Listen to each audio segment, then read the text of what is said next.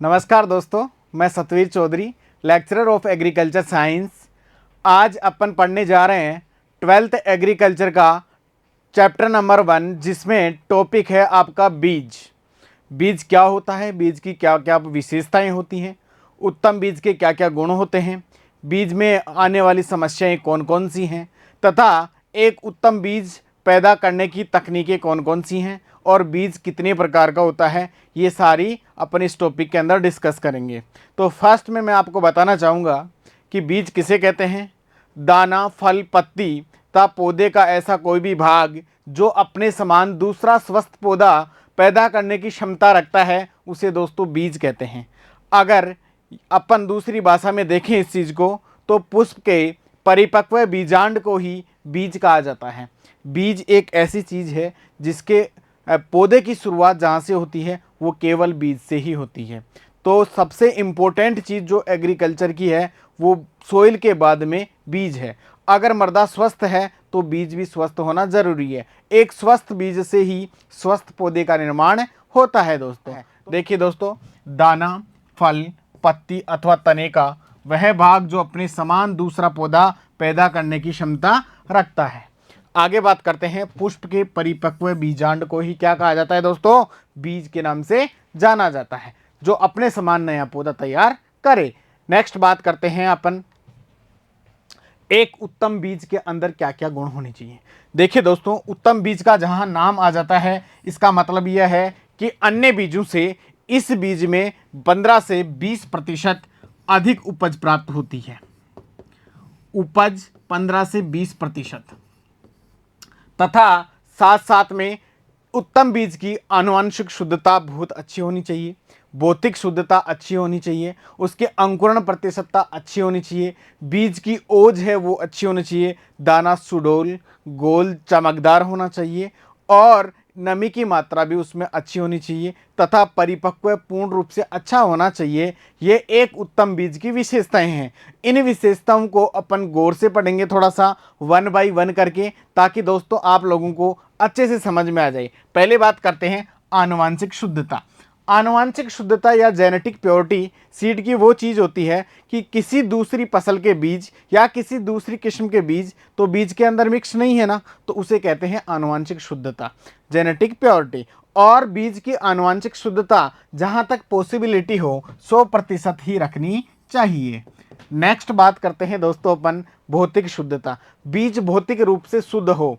कैसे? बीज के अंदर कंकड़ पत्थर तथा अन्य फसलों के बीज, खरपतवारों के बीज, डस्ट या धूल आदि के जितने भी कण होते हैं उनको रिमूव कर देना चाहिए। उसके बाद जो बचती है उसे कहते हैं भौतिक शुद्धता। बीज भौतिक रूप से पूर्ण शुद्ध होना चाहिए। मिनिमम से मिनिमम 98% बीज की फिजिकल प्योरिटी या भौतिक शुद्धता दोस्तों होनी ही चाहिए, उसे एक उत्तम बीज की श्रेणी में रखा जा सकता है। नेक्स्ट अपन बात करते हैं बीज ओज की, विगर सीड। बीज ओज का तात्पर्य सीधा सीधा बीज की उम्र से है। लगातार अपन किसी बीज को बार बार बोते आ रहे हैं, इसका मतलब उसकी विग्रस कैपेसिटी या बीज ओज कम होती जा रही है, बीज की चमक कम हो रही है, बीज की अगर उगने की क्षमता है वो कम हो रही है, तो उसे बीज ओज के अंदाज से देखा जाता है। तो एक अच्छे बीज की ओज अच्छी होनी चाहिए। नेक्स्ट अपन बात करते हैं उच्च अंकुरण क्षमता। अपन ने जो बीज बो रहे हैं उसमें से कितने बीज उग रहे हैं वो उस बीज की अंकुरण क्षमता कहलाती है।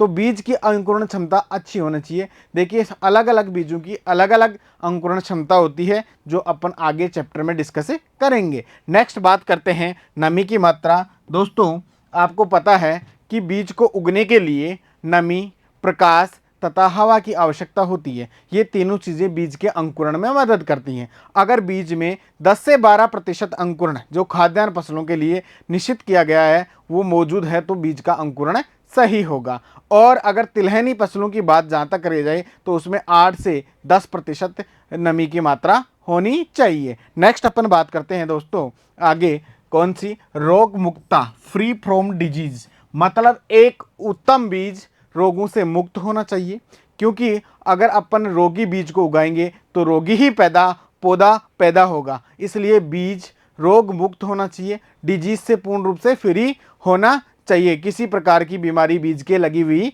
नहीं होनी चाहिए दोस्तों। आगे बात करते हैं अपन परिपक्वता, मैच्योरिटी की। आपको पता है कि जब अपन बीज प्राप्त करते हैं तो उस समय ये डिसाइड कर लेना चाहिए कि बीज पूर्ण रूप से परिपक्व होना चाहिए, मैच्योर होना चाहिए, क्योंकि एक परिपक्व बीज ही स्वस्थ पौधे को जन्म दे सकता है, एक परिपक्व भ्रूण ही स्वस्थ पौधे को जन्म दे सकता है। आगे बात करते हैं अपन वास्तविक उपयोगिता मान। बीज की देखो दोस्तों, रियल वैल्यू 75% से कभी कम नहीं होनी चाहिए, 75% से कम नहीं होनी चाहिए। ये वास्तविक उपयोगिता मान या रियल वैल्यू के बारे में अपन टॉपिक में ब्रीफ में आगे की तरफ डिस्कस करेंगे। नेक्स्ट बात करते हैं अपन बीज की जीवन क्षमता। जिस बीज को आप बोने जा रहे हो उस बीज का क्या भ्रूण मर तो नहीं गया है, वो उसकी जीवन क्षमता है। अगर किसी बीज का भ्रूण मर चुका है तो उसकी जीवन क्षमता बिल्कुल क्या हो चुकी है, खत्म हो चुकी है। आगे अपन बात करते हैं भौतिक शुद्धता। भौतिक शुद्धता बीज की क्या होती है, फिजिकल कंडीशन क्या होती है। देखिए, जैसे मान लीजिए आपने एक बीजों का नमूना लिया और उस नमूने के अंदर आपने पाया कि कुछ खरपतवार के बीज, कुछ अन्य किस्मों के बीज, कुछ अन्य फसलों के बीज ये मौजूद हैं उसके अंदर। मान लीजिए आपने जो नमूना लिया उसका भार था 100 ग्राम केवल, और उस 100 ग्राम में से आपके कंकड़ पत्थर, खरपतवार और अन्य फसलों के बीज का भार 20 ग्राम निकाल दिया आपने अलग। तो कितना ग्राम बचा नमूने का भार, 80 बचा, क्योंकि 100 में से 20 को माइनस करते हैं ग्राम को तो 80 ग्राम बचता है। अब अपनी भौतिक शुद्धता का सूत्र क्या है, भौतिक शुद्धता बराबर शुद्ध बीजों का भार बटे हुए नमूने से लिए गए कुल बीजों का भार इंटू 100। तो इस सैंपल की अगर अपन भौतिक शुद्धता निकालते हैं तो क्या निकलेगी दोस्तों, देखिए कुल बीजों का भार नमूने का कितना था, 100 ग्राम था दोस्तों। शुद्ध का मतलब 20 माइनस करने के बाद शुद्ध अपने पास 80 ग्राम बीज बचा था इंटू 100। ठीक है दोस्तों, इनसे इसको क्रॉस कर देते हैं। इस नमूने का भौतिक शुद्धता 80% है, इसकी फिजिकल प्योरिटी 80% है।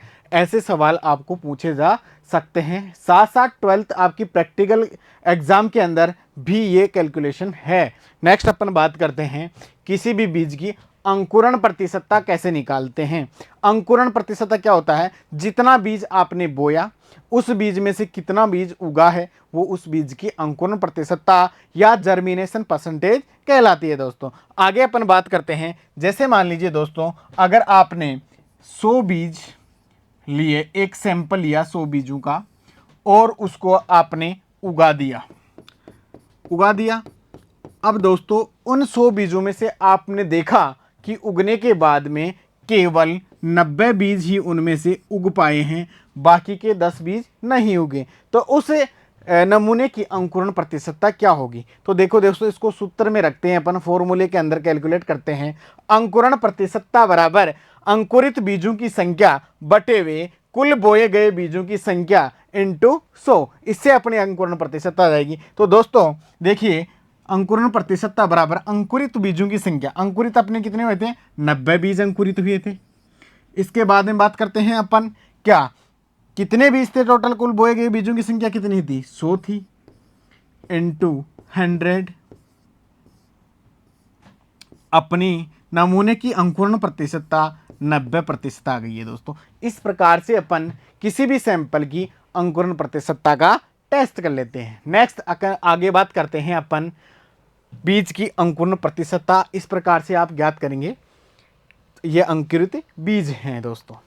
आगे बात करते हैं अलग अलग फसलों की अंकुरण प्रतिशतता अलग अलग होती है। जैसे आप मान लो गेहूं, जौ और चना, गेहूं और जौ चने की अंकुरण प्रतिशतता 85% होती है, सबसे अधिकतम इनकी ही होती है। आगे बात करते हैं धान, ज्वार, तिल तथा बरसिम की अंकुरण प्रतिशतता केवल 80% होती है दोस्तों। नेक्स्ट अपन बात करें बाजरा, मूंग, मोट, उड़द, अरहर और चावला की अंकुरण प्रतिशतता 75% होती है दोस्तों। नेक्स्ट अपन बात करें मूंगफली, सोयाबीन, सूरजमुखी तथा गंवार की अंकुरण प्रतिशतता 70% होती है दोस्तों। आगे बात करें कपास, जिसकी सबसे कम अंकुरण प्रतिशतता होती है, वो कितनी दोस्तों, वो होती है 65%। आपसे ये क्वेश्चन काफ़ी बार पूछे जा सकते हैं कि कपास की अंकुरण प्रतिशतता कितनी होती है, आपका जवाब होना चाहिए 65। देखिए एक सामान्य बीज की अंकुरण प्रतिशतता 60 से 90% तक होती है दोस्तों, तथा एक अच्छा या उत्तम बीज आप किसको कहेंगे, जिसकी अंकुरण प्रतिशतता कम से कम 85% हो, उस बीज को अपन एक अच्छा या उत्तम बीज की श्रेणी में रख सकते हैं। नेक्स्ट अपन बात करते हैं दोस्तों वास्तविक उपयोगिता मान क्या है। वास्तविक उपयोगिता मान, जैसा कि अपन ने पहले डिस्कस किया था कि अगर सीड की रियल वैल्यू निकालनी है तो वो कैसे निकालेंगे अपन, आपके ये प्रैक्टिकल में दिया हुआ है आगे की तरफ, और आपको साथ साथ थ्योरी में भी इसके बारे में पढ़ना है। वास्तविक उपयोगिता मान का सूत्र पहले देखिए आप, अंकुरण प्रतिशतता इंटू भौतिक शुद्धता बटे 100, ये वास्तविक उपयोगिता मान का सूत्र है। जैसा कि अपन ने पिछली कैलकुलेशन के अंदर डिस्कस किया था कि बीज का भौतिक शुद्धता तो कितना आया था, 80% आया था, अंकुरण प्रतिशतता कितना आया था, 90 आया था। दोनों वैल्यू आपके पास हैं, तो आप अब इसकी रियल वैल्यू या वास्तविक उपयोगिता मान कैसे निकालोगे। अंकुरण प्रतिशतता थी आपके पास 90 इंटू 80 बटे 100, सूत्र में आपने वैल्यू रख दी। अब इनको एक एक को काट लीजिए। इस बीज की रियल वैल्यू 72% है, मतलब 72% है इस बीज की। इसका मतलब क्या ये बीज उगाने लायक है, क्या इस बीज को अपन उत्तम बीज कहते हैं, नहीं दोस्तों।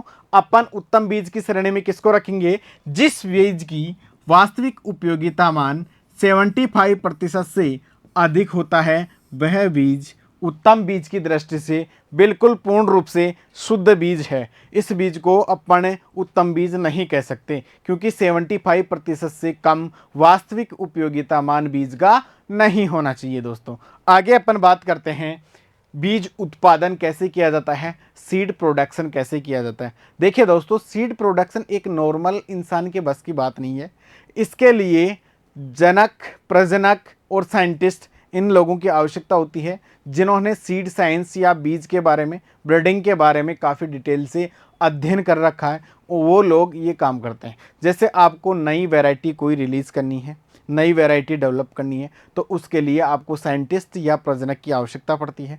साइंटिस्ट या प्रजनक पहले नई बीज बहुत कम क्वांटिटी में विकसित कर पाता है, बहुत कम मात्रा में विकसित कर पाता है। उसके बाद उसकी जनरेशन को पुनः बार बार उगा के और लास्ट तक किसान तक कैसे पहुंचता है, वो सब चीज़ें अपन इसमें डिस्कस करने वाले हैं। देखिए बीज की अलग अलग प्रकार की संततियां हैं, जिसमें पहला है मूल केंद्रीय बीज, इसको न्यूक्लियर सीड के नाम से जाना जाता है। प्रजनक बीज, इसे ब्रीडर सीड के नाम से दोस्तों जाना जाता है।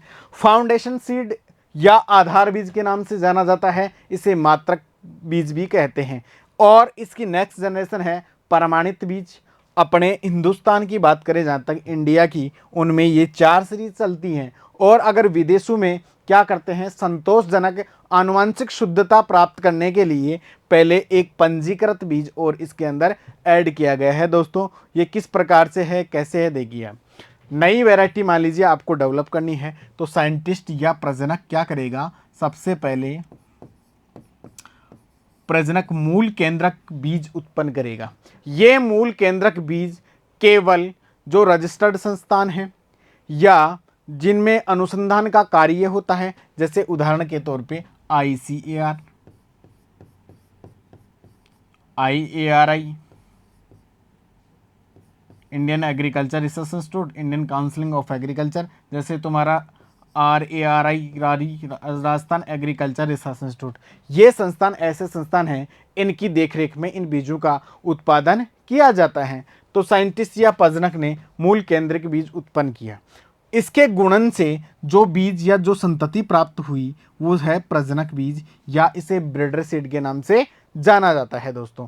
और ये बीज जो मूल केंद्रक बीज होता है ये आनुवांशिक दृष्टि से 100% शुद्ध होता है तथा भौतिक दृष्टि से भी 100% क्या होता है, शुद्ध होता है दोस्तों। नेक्स्ट, जब इस बीज का गुणन किया जाता है, इसको उगाया जाता है किसकी देखरेख में, केवल प्रजनक की देखरेख में उगाया जाता है, ब्रीडर की। कहाँ उगाया जाता है, एग्रीकल्चर यूनिवर्सिटीज़ में, एग्रीकल्चर रिसर्च सेंटर के अंदर, या किसी कंपनी के फार्मर की फार्म के अंदर उगाया जाता है। और इसकी संतति कौन सी है, प्रजनक बीज या ब्रीडर सीड। ब्रीडर सीड क्या होता है, इस बीज पे सबसे पहले बात करें अपन, इसकी पहचान है, इस पे सुनहरे पीले रंग का टैग होता है। कैसे रंग का होता है, सुनहरा पीला। दोस्तों ऐसे क्वेश्चन पूछे जाते हैं। सुनहरा पीले रंग का आपको टैग दिखाई दे रहा है, किस बीज की संतति है, मूल केंद्रक बीज की संतति है। और ये भी 100% आनुवंशिक दृष्टि से भी शुद्ध होता है तथा 100% भौतिक दृष्टि से भी ये बीज शुद्ध होता है। नेक्स्ट इसकी जनरेशन है आधार बीज। इस बीज के ऊपर सफ़ेद रंग का टैग होता है दोस्तों, इसके बोरे या थैलों पर सफ़ेद रंग के टैग होते हैं, वाइट कलर का टैग से प्रदर्शित किया जाता है। और इसे मात्रक बीज के नाम से भी जाना जाता है दोस्तों, मदर सीड या मात्रक बीज। ठीक है दोस्तों, प्रजनक बीज का गुणन किया अपन ने, वही रजिस्टर्ड संस्थान की देखरेख में किया, प्रजनक की देखरेख में किया, या टेक्निकल जो फार्मर्स होते हैं वो इसकी अप्रूवल लेते हैं। कैसे लेते हैं, इसके बाद में देखिए आप, प्रजनक बीज का गुणन करके आधार बीज अपन ने प्राप्त कर लिया। आधार बीज की आनुवंशिक शुद्धता 99% होती है तथा भौतिक शुद्धता 98% होती है दोस्तों। इस बीज का, आधार बीज का, ये भी किसानों को उपलब्ध नहीं होता। इसका गुणन करके प्रमाणित बीज अपन प्राप्त करते हैं। ये बीज ज़्यादातर वही एग्रीकल्चर यूनिवर्सिटी या फार्मर्स जो रजिस्टर्ड फार्मर होते हैं उनके खेतों में तैयार किया जाता है, और इससे तैयार होने वाला बीज प्रमाणित बीज कहलाता है। और ये प्रमाणित बीज किसानों को प्राप्त होने वाला बीज है। जो किसानों को प्राप्त होता है केवल कौन सा बीज होता है, प्रमाणित बीज प्राप्त होता है। लेकिन ये तो अपने भारत देश की कहानी है, विदेशों में क्या होता है, दूसरे अदर कंट्रीज की एक संतोषजनक आनुवंशिक शुद्धता या प्रमाणीकृत करने से पहले बीज को, आधार बीज की एक जनरेशन और उगाई जाती है जिसका नाम है पंजीकृत बीज, और फिर पंजीकृत बीज को प्रमाणित बीज इससे तैयार किया जाता है। और इस पे पर्पल कलर या बैंगनी कलर का टैग होता है, बैंगनी कलर का टैग होता है। प्रमाणित बीज पे नीले रंग का टैग होता है दोस्तों। आगे बात करते हैं, प्रमाणित बीज को प्रमाणित कौन करता है। प्रमाणित बीज को प्रमाणित करने वाली संस्था है राष्ट्रीय स्तर पर NSC, national seed corporation, Bharat में जो नई दिल्ली के अंदर स्थित है, और इसकी स्थापना 1963 में हुई थी। ये बीज के ऊपर सर्टिफाइड का टैग लगा देती है दोस्तों। आगे अपन बात करते हैं, राजस्थान में ऐसी कौन सी एजेंसी है जो बीज को प्रमाणित करने का कार्य करती है। वो संस्था है दोस्तों RSSC, Rajasthan state seed corporation, जिसकी स्थापना 1978 के अंदर हुई थी। अब इसमें दोस्तों क्वेश्चन किस प्रकार से आपको पूछ सकता है, एक उत्तम बीज किसे कहते हैं। उत्तम बीज वह बीज जिसमें 15 से 20% अधिक उपज प्राप्त हो। किसानों को उपलब्ध होने वाला बीज कौन सा है, प्रमाणित बीज ही किसानों को उपलब्ध होता है, बाकी कोई बीज किसानों को उपलब्ध नहीं होता। मूल केंद्र के बीज की संतति कौन सी है, प्रजनक बीज मूल केंद्रीय बीज की संतति है। प्रजनक बीज की संतति कौन सी है, आधार बीज है।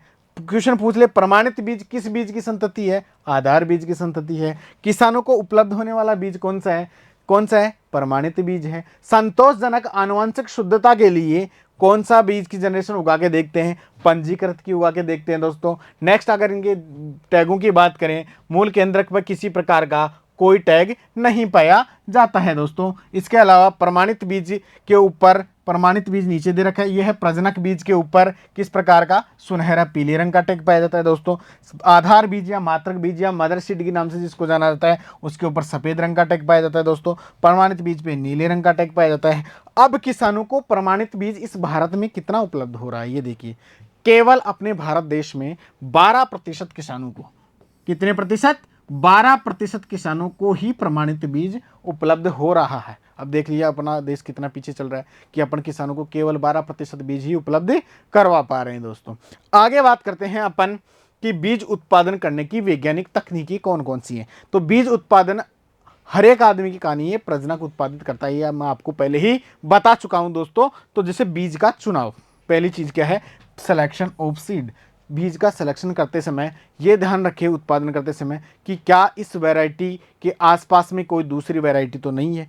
जिस खेत में आप बीज उत्पादन कर रहे हो उस भी खेत के अंदर किसी प्रकार के रोग की, किसी प्रकार के कीट की कोई समस्या तो नहीं है। क्या आपके पास सारी फैसिलिटीज उपलब्ध हैं या नहीं है। जो बीज आप उत्पादन कर रहे हैं उसकी पूर्ण जानकारी आपको होनी चाहिए। दोस्तों नेक्स्ट अपन बात करते हैं उन्नत सस्य क्रियाएं। इसको एक बार अपन होल्ड पे रखते हैं, इसका डिस्कशन अगले स्लाइड के अंदर करते हैं अपन। उन्नत सस्य क्रियाएं, उन्नत सस्य क्रिया का मतलब है जिस क्षेत्र में आप बीज उत्पादन करने का कार्य करने जा रहे हो उस खेत की अच्छी प्रकार से जुताई होनी चाहिए, मिट्टी उसकी अच्छी होनी चाहिए, उसकी संरचना, कणाकार, वायु, आयु अच्छी होनी चाहिए, उसमें जिस पानी का आप प्रयोग करने जा रहे हो वो पानी सिंचाई की दृष्टि से पूर्ण रूप से शुद्ध होना चाहिए, खेत का पीएच मान अच्छा होना चाहिए, तब आप बीज उत्पादन का कार्य कर सकते हैं। साथ साथ में आपको दोस्तों बताऊं घाई का कार्य जिसको थ्रेसिंग के नाम से जानते हैं। अगर आपने बीज उत्पादन कर लिया, सीड प्रोडक्शन कर लिया, उसके बाद में उसको चारे से अलग करने के लिए दाने को अपने को जो थ्रेसिंग वाले औजार काम में ले रहे हैं आप उनको भली प्रकार से साफ कर लेना चाहिए। साथ साथ में आप जब उन्नत सस्य क्रियाएं करते हो तो जिस सीड ड्रिल के माध्यम से आपने बीज की बुआई की है तो वो सीड ड्रिल भी बिल्कुल साफ सुथरा होना चाहिए। उसमें अन्य किस्मों के बीज या दूसरे खलिहानों में वो काम की हुई नहीं होनी चाहिए। अगर काम किया भी है थ्रेसर ने दूसरे खलिहान के अंदर तो वो उसको पूर्ण रूप से साफ सुथरा करके फिर ही अपने खेत के अंदर काम करे जिसमें आप सीड प्रोडक्शन का कार्य कर रहे हैं। दोस्तों अब अपन बात कर लेते हैं आगे पृथक्करण दूरी या आइसोलेशन डिस्टेंस क्या होती है। देखिए दोस्तों आइसोलेशन डिस्टेंस या पृथक्करण दूरी वो चीज़ होती है बीज की आनुवंशिक शुद्धता को मेंटेन करने के लिए या बनाए रखने के लिए दो किस्मों में आपस में क्रॉस पोलिनेशन या पर परागण नहीं हो जाए, इसलिए कुछ उचित दूरी पे लगाया जाता है किस्मों को, उसे कहते हैं क्या, आइसोलेशन डिस्टेंस या पृथक्करण दूरी के नाम से जाना जाता है। दोस्तों देखिए किस प्रकार से, ऐसे ये वैरायटी अलग है, ये वैरायटी अलग है, ये वैरायटी अलग है, तो इनमें एक प्रॉपर डिस्टेंस मेंटेन कर रखा है, आपस की दूरी मेंटेन कर रखी है। ये दूरी स्वपरागित जो फसलें होती हैं उनमें कम रखी जाती है तथा पर परागण वाली फसलों में ज़्यादा रखी जाती हैं ताकि क्रॉस पोलिनेशन ना हो, ताकि वैरायटी अपनी डिस्टर्ब ना हो। दोस्तों इस प्रकार से, इसी प्रकार से इसमें देख सकते हैं आप दोस्तों, एक रो ये लगा रखी है, दूसरी रो ये लगा रखी है, तीसरी रो इस प्रकार से लगा रखी है। ठीक है दोस्तों आगे बात करते हैं अपन पृथक्करण दूरी किस फसल की कितनी होनी चाहिए। देखिए आधार बीज के लिए पृथक्करण दूरी अलग होनी चाहिए तथा प्रमाणित बीज के लिए पृथक्करण दूरी अलग होनी चाहिए। अब मैंने जैसा कि आपको बताया था स्वपरागण जिन किस्मों में पाया जाता है या जिन फसलों में पाया जाता है उनकी पृथक्करण दूरी कम रखते हैं तथा परपरागण वालों में ज़्यादा रखते हैं। देखिए जो गेहूँ, जई, धान इनमें स्वपरागण पाया जाता है तो इनकी आधार बीज की दूरी भी कितनी रखते हैं अपन, 3 मीटर रखते हैं, और इसकी भी कितनी रखते हैं, 3 मीटर रखते हैं। आगे देखो पृथक्करण दूरी हमेशा मीटर में ही रखी जाती है, इस बात का आप ध्यान रखें। मक्का की संकुल किस्में ये 400 मीटर रखते हैं दोस्तों, और इसकी कितनी रखते हैं, प्रमाणित बीज की 200 मीटर रखी जाती है। मक्का की अगर संकर किस्म बोई आपने, हाइब्रिड किस्म का अगर सीड उत्पादन करने जा रहे हैं आप दोस्तों तो इसकी रखते हैं 600 मीटर तथा प्रमाणित बीज की कितनी रखते हैं, 300 मीटर।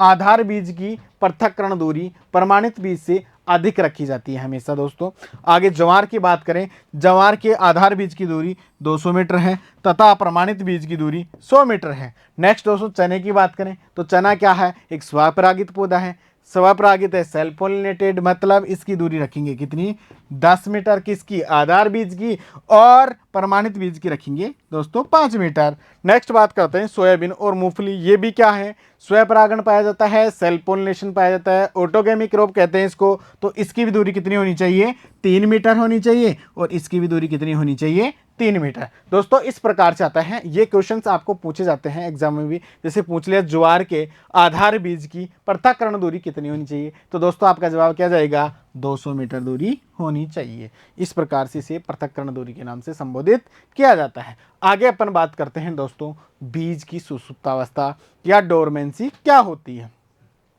देखिए दोस्तों, बीज को सभी प्रकार की अनुकूल दशाएं मिलते हुए भी वो अंकुरित नहीं हो पाता, उसे डोरमेंसी या सुसुप्तावस्था के नाम से जाना जाता है। जैसा कि दोस्तों आपको पता है कि बीज को अंकुरित होने के लिए हवा, प्रकाश तथा नमी की आवश्यकता होती है। जब ये सारी चीज़ें, तीनों चीज़ें कौन कौन सी, एक तो आपको मिल रही है हवा, प्रकाश और नमी, तीनों चीजें मिलते हुए भी बीज अंकुरित नहीं हो पा रहा, इसलिए इसको क्या कहते हैं अपन, डोरमेंसी कहते हैं। अब डोरमेंसी अलग अलग प्रकार की होती है दोस्तों। देखो पहले तो बीज की संरचना देखिए आप, ये कोई बीज है, इसके अंदर सबसे इंपॉर्टेंट चीज है एम्ब्रियो, जिसको नाम से जाना जाता है भ्रूण के नाम से। ये बाह्य सीड कोट है, जिसको बीज चोल के नाम से भी जाना जाता है। जो आउटर लेयर आपको दिखाई दे रही है दोस्तों, ये वाली, इस आउटर लेयर के ऊपर बीज के अंदर फूड स्टोरेज मतलब भोजन भरा हुआ है। दोस्तों कई बार क्या होता है, जब मान लीजिए ये भ्रूण पूर्ण रूप से परिपक्व नहीं हुआ है, अपरिपक्व रह गया है और बीज ने अपना पूरा आकार ले लिया है, बीज पूरी मैच्योरिटी ले ली हो, लेकिन भ्रूण क्या रह गया हो, अपरिपक्व रह गया हो, कच्चा, तो ऐसी कंडीशन में बीज अंकुरित नहीं हो पाता है। नेक्स्ट अपन बात करते हैं, जब इसके अंदर, बीज के अंदर भोजन भी अच्छी मात्रा में मौजूद है तथा उसकी एम्ब्रियो भी पूर्ण रूप से विकसित है, परिपक्व है, लेकिन बीज का बाह्य आवरण बहुत कठोर है, जिसको तोड़कर एम्ब्रियो जर्मिनेट नहीं हो पा रहा या अंकुरित नहीं हो पा रहा, तो ऐसी कंडीशन में भी क्या बोलते हैं अपन, डोरमेंसी बोल सकते हैं इसको। देखो डोरमेंसी कितने प्रकार की होती है। पहली है प्राथमिक सुसुप्तावस्था या प्राइमरी डोरमेंसी। प्राइमरी डोरमेंसी लगभग जैसे कि हवा, प्रकाश, पानी की आवश्यकता होती है, या मान लीजिए सीड कोट हावी हो गया उसका बीज का, तो ऐसी कंडीशन में क्या होता है, ये प्राथमिक सुसुप्तावस्था पैदा हो जाती है, बीज को उगने नहीं देती है। द्वितीयक सुसुप्तावस्था या सेकेंडरी डोरमेंसी की अपन बात करें तो यह एक प्रकार से उत्पन्न की गई डोरमेंसी है। इसमें सभी प्रकार की ये सारी चीज़ें मिलते हुए भी वो अंकुरित नहीं हो पा रहा है, इसका मतलब ये क्या है, इनफोर्स डोरमेंसी है। आगे बात करते हैं अपन नेक्स्ट, बलकरा सुसुप्तावस्था या इनफोर्स डोरमेंसी। जब बीज को आपने गहराई में बो दिया, एक बीज को आपको पता है बुआई के लिए गहराई की आवश्यकता पड़ती है कि इतनी मिट्टी इसके ऊपर डलनी चाहिए, अगर आपने ज़्यादा डीप किसी बीज को बो दिया तो वो अंकुरित नहीं हो पा रहा है, इसका मतलब उसे बलकृत सुसुप्तावस्था के नाम से दोस्तों जाना जाता है। इस प्रकार से सुसुप्तावस्था बीज के ऊपर हावी हो जाती है और बीज को अंकुरित नहीं होने देती है दोस्तों। अब इसे दूर कैसे किया जा सकता है दोस्तों, इसे दूर करने के लिए दोस्तों देखो आप कर सकते हैं क्या, सबसे पहला उपाय, आप कम तापमान पे बीजों को रखें। कम तापमान, जब कम तापमान पर आप बीजों को रखते हैं तो इसे बोलते हैं स्ट्रेटिफिकेशन।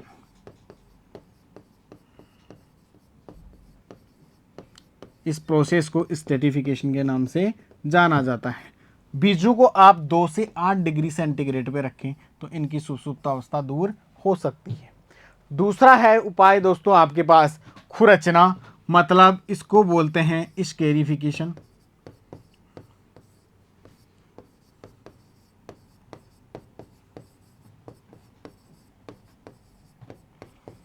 आप बीज का अगर बाह्य आवरण है तो उसको फर्श पे रगड़ें या हथौड़े के सहायता से बीज को तोड़ें, ऊपर वाले आवरण को। इस प्रोसेस को अपन बोलते हैं क्या, खुरचना या स्केरिफिकेशन।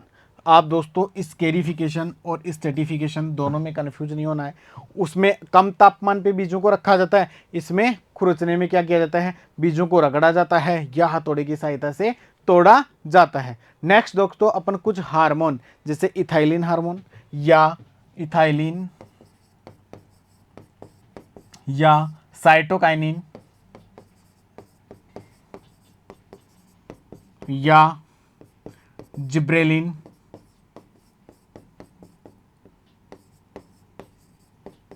हार्मोन के माध्यम से भी सुसुप्तावस्था को तोड़ सकते हैं। साथ साथ जैसे कपास के बीजों की सुसुप्तावस्था हटाने के लिए H2SO4 या सल्फ्यूरिक अम्ल का प्रयोग कर सकते हैं। ऐसे कुछ रसायन होते हैं जिनको सुसुप्तावस्था में काम में लिया जाता है। नेक्स्ट दोस्तों, ये अपना चैप्टर कंप्लीट हो चुका है। अपन ने इस चैप्टर के अंदर मृदा के बारे में पढ़ लिया, सस्य विज्ञान के बारे में पढ़ लिया और बीज के बारे में पढ़ लिया। अब इसकी जो प्रश्न उत्तरी है वो अपन सोल्व कराएंगे। जय हिंद, जय भारत।